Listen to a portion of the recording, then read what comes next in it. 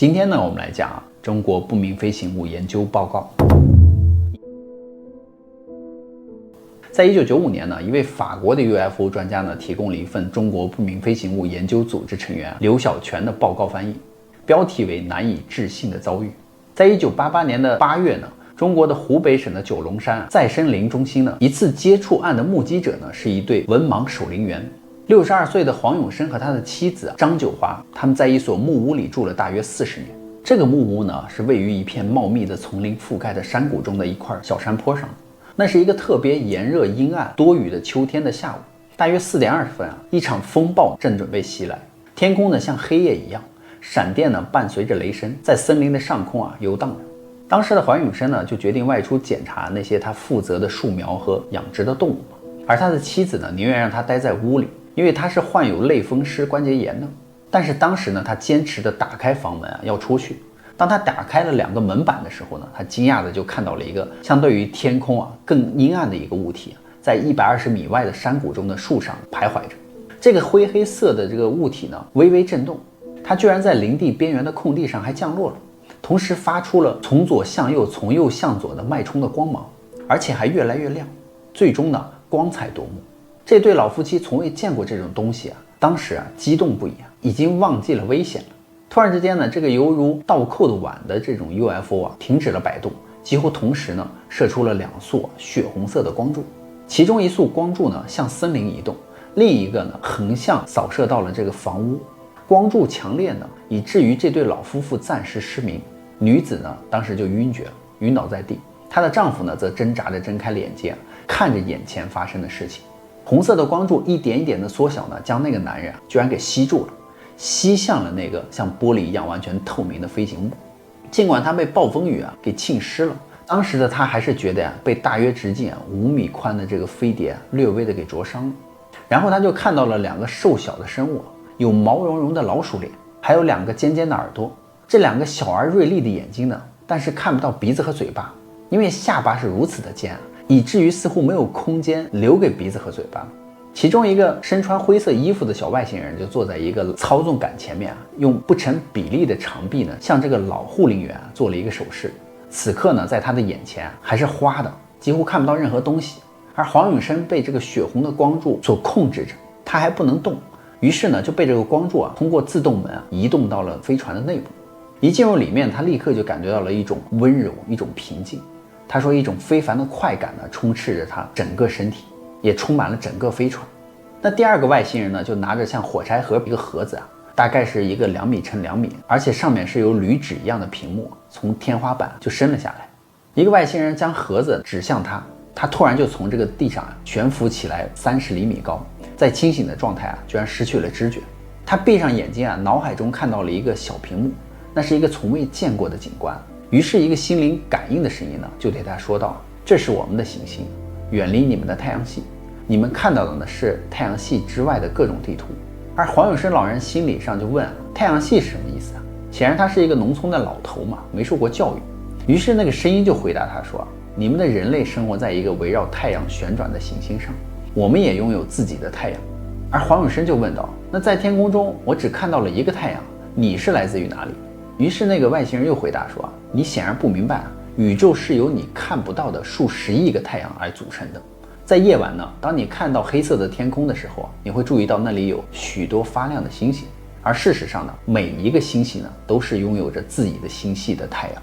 于是这个小小的屏幕居然显示出了一个比我们太阳系的太阳更加明亮和闪耀的太阳，周围呢有3个球体旋转转动。外星人就告诉他说其中一个是有人居住的。那这个星球呢，是灰色的老鼠生物的母行星，上面能够看见小溪、河流以及山川蔓延、平原、沙漠的延伸等等。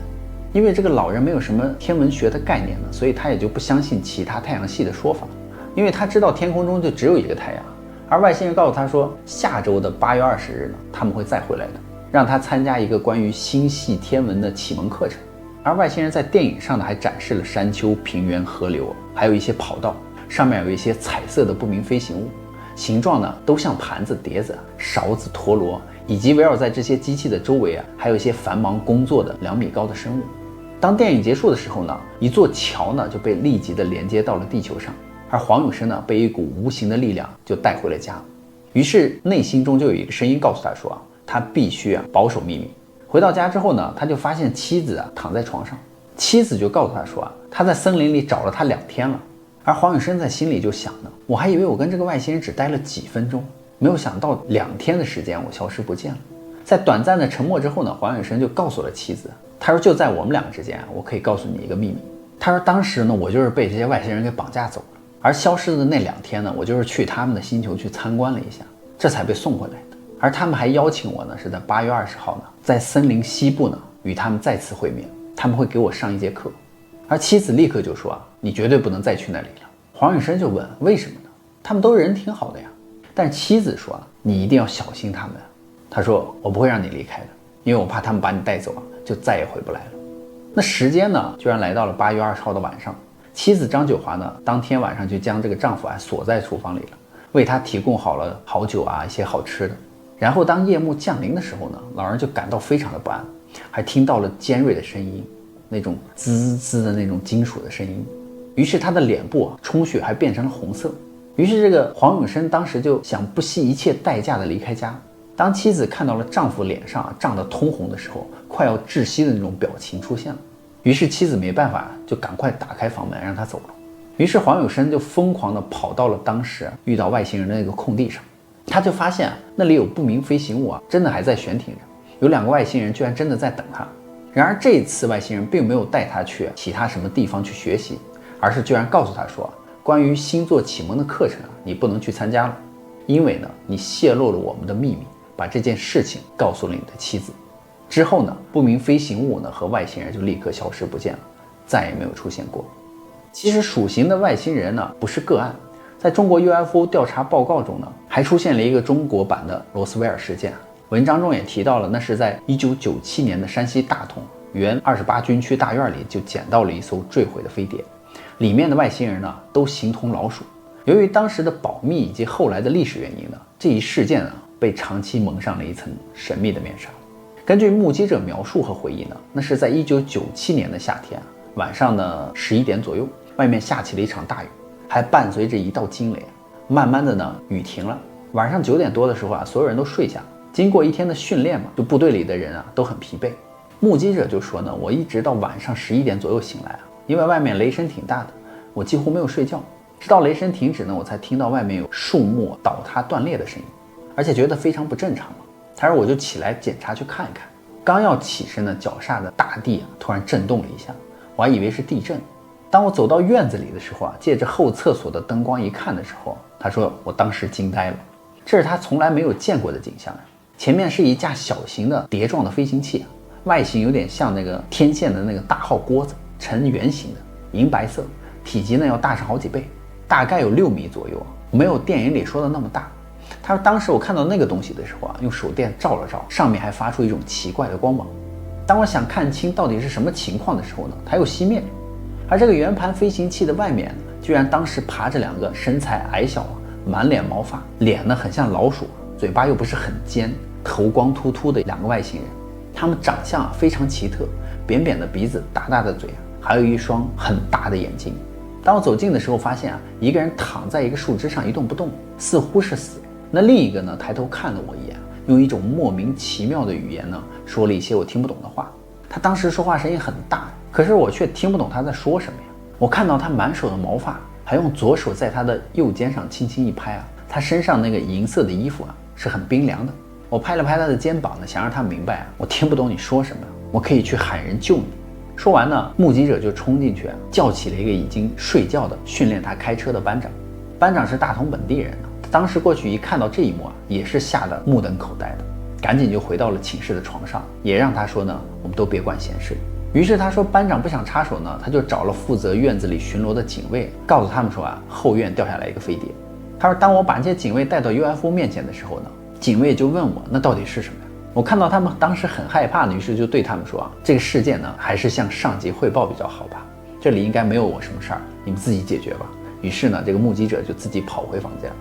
上床睡觉了。可是当时他说他又睡不着。那到了凌晨2、3点的时候呢，他说迷迷糊糊就听到院子里有车辆的声音，还有各种灯光。看样子呢，他们是将这个东西给拖走了。而奇怪的是，2天之后呢，原来的教育训诫违纪的那个禁闭室呢，戒备森严，竟然被加强了警备，不准任何人接近，像是有什么特别的东西一样。他说2天之后，我向一个和我关系不错的战友打听了一下，据说这2个外星人呢，在治疗完之后就离开了，而那个 UFO 呢，应该就是当天晚上被带走了。因为军方的高层都知道这艘 UFO 的研究价值，生怕再来了外星生物把这艘飞船给带走，所以他们迅速的将 UFO 就拖到了一辆卡车上，最后去哪儿就不得而知了。而无独有偶呢，尼泊尔呢是喜马拉雅山南麓的山国，喜马拉雅山呢是飞碟经常光顾的场所有时候也发生飞碟坠毁的事件。有一位 UFO 的专家就透露呢，美国和尼泊尔当局在喜马拉雅山的一座山峰的极顶附近呢，冰雪中找到了6具外星人的遗体和飞碟的残骸。这2个国家的政府人员呢，为了避免引起全球的恐慌呢，而从未公开发现的真相。而这起 UFO 报告的真实性呢，是由科学家协会设在巴黎的主席亨利·迪盖瓦说，他们已经弄到了飞碟的残片，还弄到了6具尸体，但不想让外人知道。而这位专家呢，对掩盖事实的真相的做法感到气愤，认为呢，实质上是等于犯罪。他说，根据尼泊尔军方给他透露的消息，这些飞碟的残骸和外星人的遗体呢，是在1990年首先被5名登山者所发现的。而尼泊尔政府呢，在回收的过程中要求美国予以援助而整个回收的过程呢，持续了数月之久。因为这些尸体和飞碟的残片呢，是落在一个直径为3000米高的区域内，因此呢，给回收的工作呢带来了困难。关于回收外星人尸体的情况呢，迪盖瓦就说呢，根据我自己搞到的消息报告这些外星人的遗体呢，高约1米，头和眼睛格外的大，四肢很小，显得软弱无力，还发现了闪光的金属残片，而这种金属在地球上是从未见过的。这些残片中有大的像一扇小轿车的车门。更令人感到奇怪的是呢，在发现的地点收集到的东西中还有马、牛、狗的各种尸体，甚至还有一头大象的尸体。此外呢，还有鱼类和几百个鸟类，全部都摔得粉碎。由于冰天雪地它们的尸体都未腐烂。联想到今天 UFO 劫持一些动物的案件呢，我们由此场景就可以得知UFO 及物是何等的全面。迪盖瓦分析就说看来这艘毁灭的飞碟呢，是到地球上来探测的。他说这些遗体呢，当然都被冰雪冰冻了起来，因此基本上也没有腐烂。他们或许是10年前逝世的，也有可能是5万年前逝世的。具体的真相呢，还有待2国的权威机构呢分析结果公布才能知晓。从上述介绍的情况来看呢，外星人的飞行器还是有一定缺陷的，也有待进一步的提高，否则就不会有如此事件了。另外一方面呢，也使得我们认知到，任何一种科学探险工作都具有一定的危险性。还有一起呢，是前苏联的飞碟坠落事件了。那是在1972年的10月，一名10岁的儿童伊戈尔洛维奇呢，去离家2000米处的学校上学。他看见里茨尔湖上空就悬着一个圆形的扁平状的飞行物，像张饼一样。飞行物的中央部分呢凸起，隆起的部分很高，在湖面上空摇摇晃晃地飞。还有很多目击者证明了这一起飞碟事件的存在。比如一个农妇就说那个飞行物周长10多米，它并不是扁平的，而是上下两面有2个椭圆形的东西粘在一起似的。它上下左右摇晃了一小会儿呢，使我感到很吃惊因为当时没有风，一下子就下降到了离湖面几米的高度，好像有一些模糊不清的负伤的人从里面跳了下来。他说我以为是一架试验样机出了事故。这个小伊戈尔洛维奇呢，以及农妇和其他的证人都坚持说他们看见从飞碟上掉下来了一些有躯体的生命，而且这并不是白日做梦。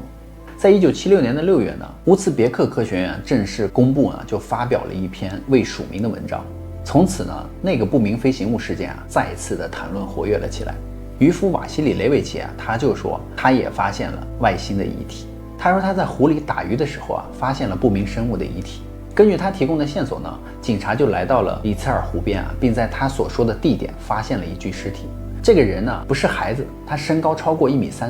从外表看呢，他跟一般的人没什么两样，只是呢没有耳朵，腹部非常鼓。这也许是由于在湖水里泡了太久的缘故嘛，没有什么明显腐烂的痕迹。这一点呢使人感到奇怪，因为这个人的皮肤是灰色的，就仿佛是在水里停留了好久。那在进行检查和解剖之前呢，无法知晓其表皮呈现灰色而皮肤却又不腐烂的原因。人们从未在一个经过长时间浸泡的溺水者身上见到过类似的现象。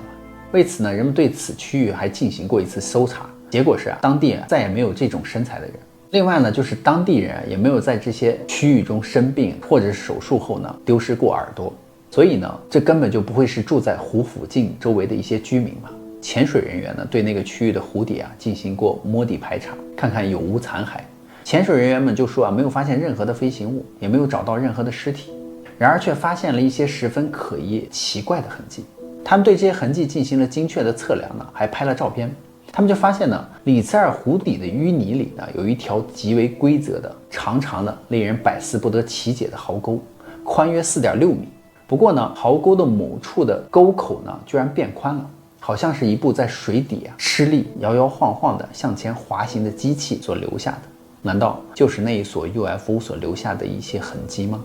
当然了，以上 UFO 事件呢，我们无法证明真假。那么好了，欧啦啦，故事呢，宇哥也就讲完了。别忘了关注宇哥的账号看更多精彩内容哦。